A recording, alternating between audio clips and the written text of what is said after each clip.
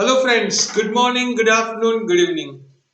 अभी मैं आपको समझाऊंगा ये अपना सेवंथ क्वेश्चन कैपिटल बजटिंग का। एक के बाद एक पॉइंट पे हम जा रहे हैं। मैंने आपको सारी मेथड समझा दी, एक आईआरआर मेथड बाकी है, बाकी की सब मेथड मैंने आपको एक्सप्लेन कर दी है। आज का ये जो सम है उसमें दो मशीन्स दिए हैं, आपको डिसाइड करना है कौन सा मशीन आपको परचेज करना है। ओके, कौन सी मेथड से देखते हैं। Yes, the company is considering to purchase a new machine with a view to increase the production. Data as follow. दो मशीन है आपके पास, ए एंड बी। अगर ए परचेज करोगे तो 7,000, बी परचेज करोगे तो 7,500।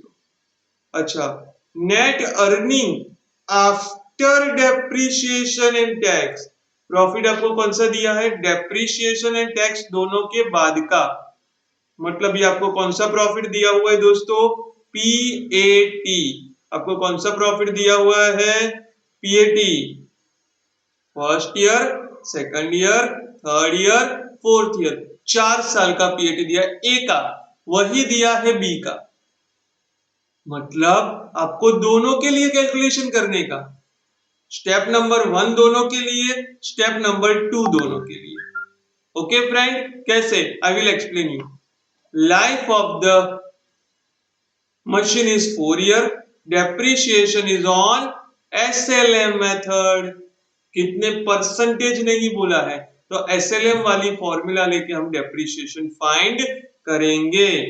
कॉस्ट ऑफ कैपिटल 10% और 10% के लिए आपको प्रेजेंट वैल्यू फैक्टर दे दिए हैं। ओके दोस्तों, कौन सी मेथड बोलिए? देखो दोस्तों, एनपीवी एंड दूसरी पीआई, दो ही मेथड करनी है आपको। ओके फ्रेंड, कैसे करेंगे देखते हैं। Let we start. सबसे पहले आउटफ्लो। अगर ए मशीन लिया 7,000, बी मशीन लिया 7,500, so this is 7,000, this is 7,500. No installation, no transportation, no working capital is given, so it is 7,7,500. अच्छा दोस्तों, डेप्रिसिएशन फाइंड कर सकते हैं, दोनों के लिए फाइंड कर लेते हैं दोस्तों। पहले ए फिर बी, मैं इसीलिए ढूंढ के रखता हूं सम के बीच में ढूंढना ना पड़े।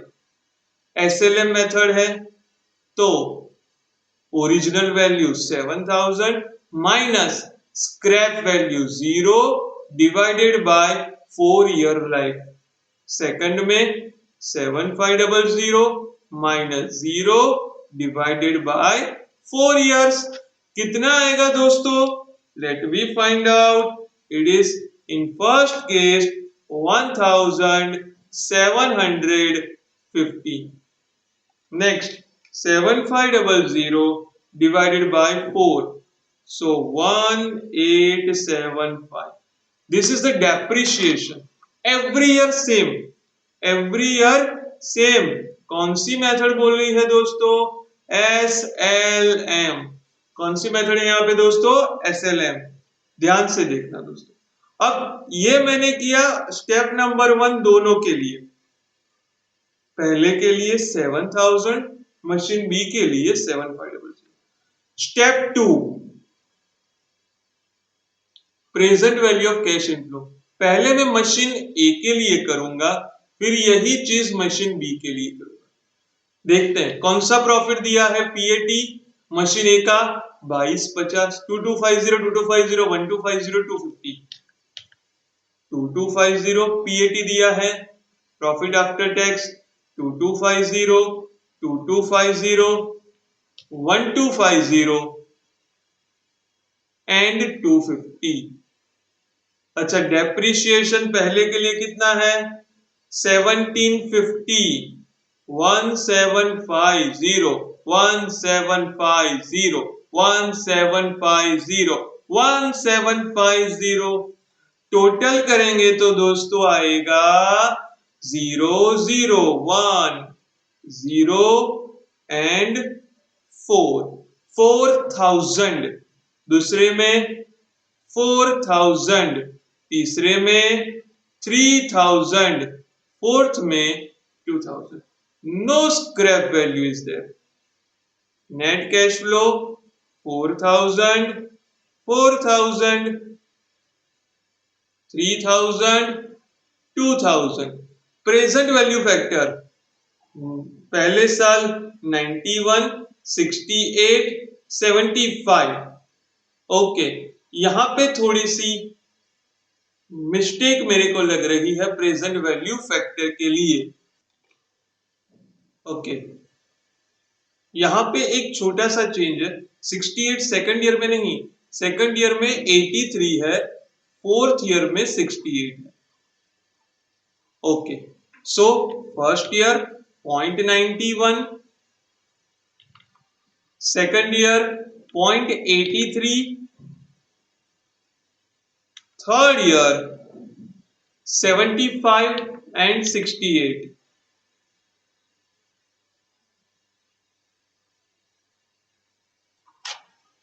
Okay, 4000 into 0.91, 3640. 4000 into 0.83, 3320. 3000 into 0.75,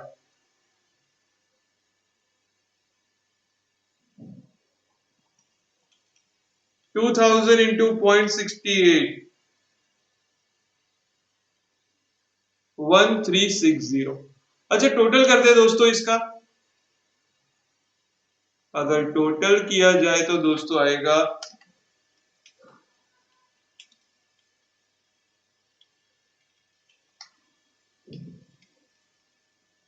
10,570. 10,570. अब यही चीज हम करेंगे step 2 for machine B.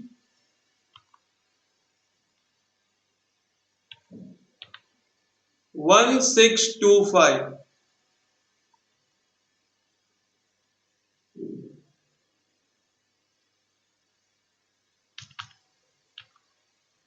Okay, every year same. अच्छा दोस्तों, उनका देखें हम डेप्री कितना है, 1875 every year.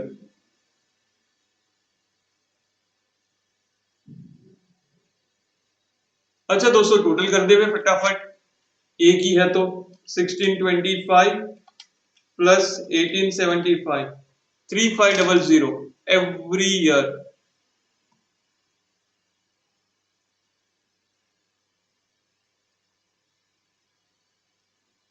Scrap value is not given.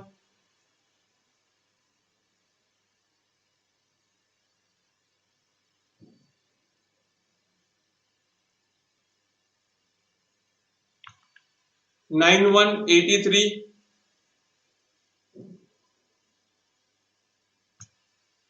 75, 0.68,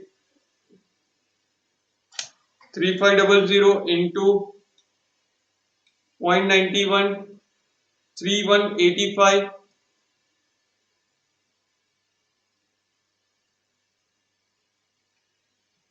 3500 into 0.83, 2905, 35,000, sorry 3500 into 0.75,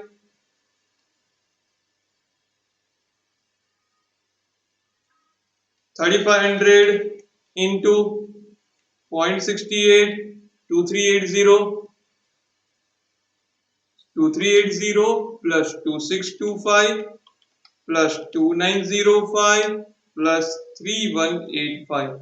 Total is 11,095. 11,095. Okay, अच्छा कौन सी मेथड बोली है, NPV and PI. Let we calculate NPV for both the machine. NPV What is the formula? Present value of cash inflow, which is step 2, minus present value of cash outflow, which is step 1. पहले ए के लिए देखेंगे फिर B के लिए। सबसे पहले दोनों का इनफ्लो देख लो। ए का है 10,570, 10,570। अच्छा, बी का 11,095। माइनस करना है दोस्तों आउटफ्लो 7,000 एंड 7,500।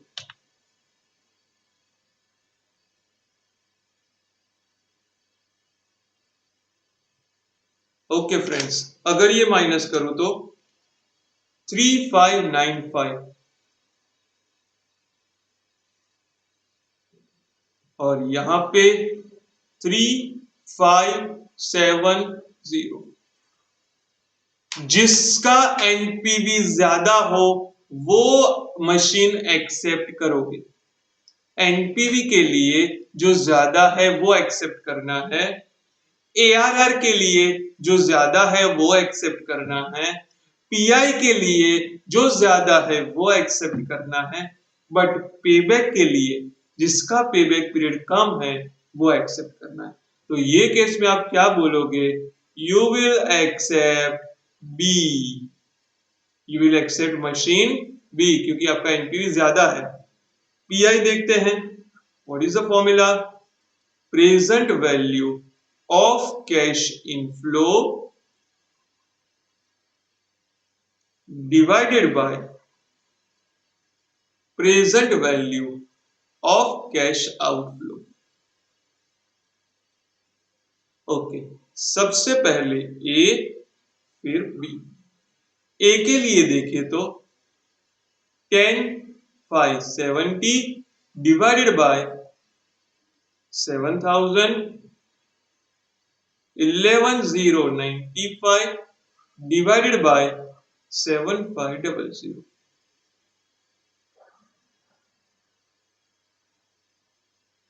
फाइंड करते हैं दोस्तों।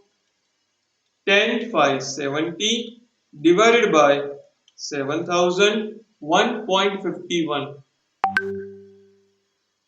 सेकंड में 11,095 divided by 7,500, 1.48, 1.48। ओके, तो ये हिसाब से कौन सा बेटर है? मशीन ए। कौन सा बेटर लग रहा है मुझे? मशीन ए। ओके फ्रेंड्स, सो हर एक के लिए अलग हो सकता है। ओके, तो एज पर एनपीवी मेथड मैं आंसर लिखूंगा। As per NPV method which machine is acceptable? Machine B is acceptable.